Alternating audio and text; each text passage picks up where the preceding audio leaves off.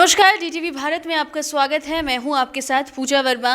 पंचायत चुनाव की तारीखों का ऐलान हो गया है और अब 11 चरणों में पंचायत चुनाव होने हैं। पंचायत चुनाव को लेकर जो तैयारियां हैं वो अब जोरों शोरों से तमाम पंचायत के भावी उम्मीदवार प्रत्याशी लगातार कर रहे हैं। इसी सिलसिले में आपको बता दें कि मधुबनी जिले के रेहिका प्रखंड के इजरा पंचायत से भावी उम्मीदवार अजमुर रहमान सिल्लो से खास बातचीत की है हमारे संवाददाता सिराज ने। नमस्कार, मैं सिराज सालहीन, आप देख रहे हैं डीटीवी भारत। और डीटीवी भारत इजरा पंचायत में, रहिका प्रखंड के इजरा पंचायत में भी मौजूद है। और ग्राउंड जीरो पे हर कैंडिडेट जो भावी उम्मीदवार हैं, जो पिछले 5 सालों में भी उम्मीदवारी पेश की और कुछ वोटों से वो हार गए, दूसरे नंबर पर थे, वहाँ मौजूद हैं हम। और जो पंचायत की स्थिति है अभी, जिस तरह से पिछले 5 सालों में क्या हुआ, या विकास हुआ या विनाश हुआ पंचायतों का, इसके बारे में हम कुछ जो उम्मीदवार हैं उनसे पूछेंगे। और जो पिछले 5 साल में वो काफ़ी पीछे, मतलब कुछ वोटों से पीछे रह गए थे, वो उनके बारे में पूछेंगे क्या वजह थी और इस बार इनका क्या माहौल है, ये भी जानेंगे और ख़ास बातचीत करेंगे उनसे। सबसे पहले डीटीवी भारत में आपका स्वागत है। और आप के पंचायत में आप सबसे पहले आप अपना नाम बताएँ। डीटीवी का बहुत बहुत शुक्रिया जो मुझ जैसे लोगों के पास आए अपना इंटरव्यू लेने के लिए। मेरा नाम मोहम्मद अजीमुर रहमान उर्फ सल्लू, मैं ग्राम पंचायत इजरा का भावी प्रत्याशी हूं और पूर्व से 2001 से मैं इस समाज की सेवा में लगा हुआ हूं और जो मुझसे बन पड़ा है इस गांव के सेवा करता चला आ रहा हूं। जिस तरह से हम कुछ दिन से आपके पंचायत के आसपास और पंचायत में आए, तो लोगों से बात हुई तो उन्होंने कहा कि आप ऐसे कैंडिडेट थे जो पिछले बार बहुत कम वोटों से आप चुनाव हार गए थे। क्या वजह हुई उस समय में और अभी का क्या माहौल है आपके लिए? देखिए, इससे पहले जो मैं चुनाव लड़ा उसमें लोगों का भरपूर प्यार मोहब्बत मिला, मैं उससे इनकार नहीं कर सकता। मैं उस चुनाव में या तो मेरी कोताही कहिए या अपने कर्म फरमाओं की मेहरबानी कहिए, जिसकी वजह से मैं कुछ वोटों से पीछे रह गया।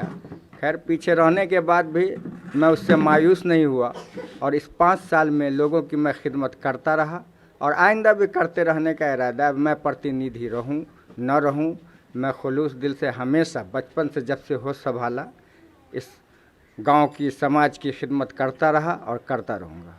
लगातार आपके पंचायत में जो आप खासकर जब दूसरे नंबर पर थे तो विपक्ष का काम आप ही का बनता है, आप विपक्ष में थे, तो क्या लगता है आपके गांव में जो पानी की समस्या है, खासकर नाला की समस्याएं हैं, कई बार विभिन्न चैनलों से हमने भी यहाँ ग्राउंड जीरो किया है, वो अभी तक निपटारा उसका नहीं हो पाया, समाधान नहीं निकल पाया, क्या वजह रही इसकी? ये इसके लिए नाला और के लिए और पानी के लिए जहाँ तक बात है, मेरा जहाँ तक काम था, मैं इस आवाम के ज़रिए वर्तमान मुखिया पे दबाव बनाया, लेकिन उसके ज़रिए अब तक कोई समाधान नहीं निकल सका। आगे इसका समाधान कैसे निकले, मैं अगर प्रतिनिधि बन के आया तो मैं आवाम के सामने ये वादा करता हूँ कि मैं उसका हर मुमकिन कोशिश करूँगा कि नाला के ज़रिए हो या जिस ज़रिए हो उसका समाधान निकालेंगे। कई योजना ऐसी है पंचायत में जो लोगों तक पहुंच नहीं पाती है, जैसे कि बहुत सारी योजना लोगों को पता भी नहीं होता है पंचायत में क्या योजना चल रही है। जो सरकार जो पैसे देती है योजना के लिए, उस योजना को आप विपक्ष में होते हुए कहां तक उठाएं इस बार? ये इस पंचायत की बदकिस्मती रही कि हमारे सामने जो निवर्तमान प्रतिनिधि या मुखिया हैं, कभी इस 5 साल में आम सभा तो दूर की बात है, वार्ड सभा भी नहीं कर सके। वार्डों को के ज़रिए जो है अपना जो भी उसका प्रोसीडिंग रजिस्टर होता है, बहला फुसला के साइन किया और अपने मन से काम किया। यही वजह है कि वो योजनाएं आवाम के सामने नहीं आई। अगर हम उजागर करने की भी कोशिश की तो वार्ड सदस्य और दीगर लोगों का इसमें सहयोग नहीं मिल सका। लेकिन आइंदा आने वाले दिनों में इंशाअल्लाह इस तरह की कोई कमी नहीं होगी। आम सभा भी होगा, वार्ड सभा भी होगा और आवाम की राय के मुताबिक इस गांव का विकास होगा। कुछ ऐसी योजनाएं हैं जैसे कि नल जल, मुख्यमंत्री की भाई आशा की नज़र से देखते हैं लोगों को तक जो नल को जल पहुंचाने का जो प्रक्रिया रहा, हर पंचायत में अधूरा रहा, कई जगह गए काम नहीं हो पाया, जिसकी वजह से वहां भ्रष्टाचार का मामला काफ़ी नल जल में होता है। क्या आपकी पंचायत में ऐसा भी मामला है? मेरे गांव में नल जल का जहाँ तक समस्या है, सारे नल जल यूं ही अधूरे पड़े हुए हैं। आज तक नल तो जल के लिए तरस गया और उसकी जो है बोरिंग की जो इमारत है कहीं अधूरा है, कहीं बना है, लेकिन नल जल के लिए आज भी तरस रहा है। लोग उस नल जल का नहीं कुछ उपयोग कर सके, न देख सके कि कैसा नल है कैसा जल है, अधूरा पड़ा हुआ। भ्रष्टाचार ही इसको कहा जाएगा। सरकार के क्या योजना है जो हरियाली कहा गया है, जो पोखर का घेराव या इसकी योजना बहुत विभिन्न पंचायतों में जब हम जाते हैं तो वहाँ भी योजना को नहीं देखते हैं। आपके पंचायत में क्या है? आप एक विपक्ष होने के नाते आपकी पंचायत में ये योजना का लाभ मिला लोगों को? यहाँ हरियाली योजना से संबंधित शायद कुछ लोगों को मिल गया हो, लेकिन मेरी निगाह में ऐसा नहीं है जिससे लोग लाभान्वित हुए होंगे, ऐसा कुछ नहीं। कुछ लोग भी यहाँ मौजूद हैं जो इनके दरवाजे पे जब मैं गुजर रहा था तो यहाँ पे कुछ लोग बैठे हुए थे और इनसे भी जानते हैं इनके पंचायत की स्थिति, इनके पंचायत में क्या विकास हुआ या पिछले 5 वर्ष में कहाँ कहाँ क्या हुआ। ये कुछ लोग हैं मौजूद यहाँ पे बुज़ुर्ग हैं और ये इन पंचायतों की जानकारी तो इनके पास ज़रूर होगी। इनसे बात करते हैं, क्या आपके पंचायत में कितना विकास हुआ इस पिछले 5 सालों में? विकास के मामले में तो मेरा गांव बिल्कुल ही पीछे है। विकास के नाम की कोई चीज़ अब तक हमारी नज़र के सामने नहीं है। चाहे वो पोखर का मामला हो, चाहे वो नहर का मामला हो, चाहे वो सड़क का मामला हो, चाहे वृद्धा पेंशन का मामला हो, चाहे इंदिरा आवास योजना का मामला हो। वृद्धा पेंशन में उन्हीं लोगों को वृद्धा पेंशन मिला जिन्होंने कमीशन दिया। इंदिरा आवास योजना से फंड उन्हीं को मिला जिनको मुखिया के कहने के मुताबिक उनको कमीशन मिला। बकिया काम में बिल्कुल मेरा काम पीछे है। नल जल का मामला ले लीजिए, जितनी सारी इमारतें खड़ी हुई हैं, करीब है कि वो इमारत गिर जाए।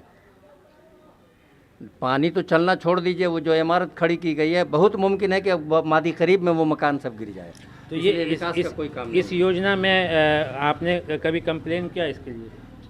यहाँ हाँ नहीं, हमने अपने तौर पर कोई कंप्लेन नहीं किया है और न मुखिया ने उस पर कोई तवज्जो दिया। अलबत्ता सैलाब का जो धचका हम लोगों ने खाया, पानी में हम लोग दहे भसे, उसके लिए एक दफ़ा नहीं कई एक मरतबा मुखिया के पास वफ्द गया कि भाई हम लोग सैलाब में बह रहे हैं, लेकिन वो सैलाब के बहते हुए पानी में जहाँ गांव नहीं हम सब लोग बह रहे थे, उस बहते हुए पानी में भी कभी मुखिया खबरगिरी के लिए नहीं आया।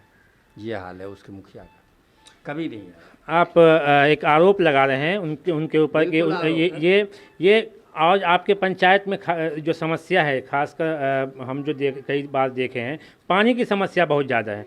जो नाला नहीं बना हुआ जिसकी वजह से समस्या बढ़ती है और बरसात में काफ़ी दिक्कत होती है लोगों को, वो समाधान अभी तक नहीं निपट पाया। पानी के मसले में कोई समाधान किसी जानिब से नहीं निकला। पिछले साल अलबत्ता सैलाब का जब पानी आया तो खुद ब खुद वो जो सरकारी नहर खुदानी है उसका छरकी टूटा, पानी उस तरफ से निकला, जिससे लोगों को थोड़ी सी राहत मिली। इस साल भी सैलाब का संगीन धचका लोगों को मिला। इस साल भी वो नहर टूटी हुई थी, उसी टूटे हुए नहर से पानी का निकास हुआ।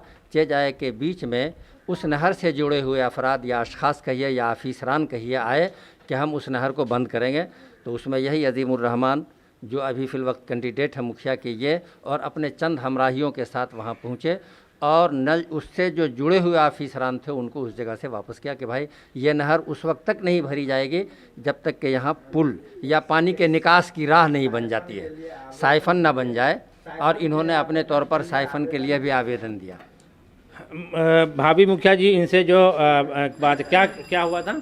हाँ, वो नहर पानी निकासी की कोई सूरत नहीं थी, जिससे नहर की दीवार टूटी और मैं दरभंगा जाकर भू अर्जन पदाधिकारी के यहाँ साइफन बनाने के लिए एक आवेदन दिया, जो आवेदन मंजूर हो चुके हैं। लेकिन इस बार वक्त से पहले बरसात और सैलाब आ जाने की वजह से साइफन में हाथ नहीं लगा है, लेकिन बहुत जल्द जब बरसात का पानी ख़त्म होगा तो उम्मीद है उसमें साइफन बन जाएगा, जिससे इस गांव के लोगों की समस्या का हल निकल आएगा।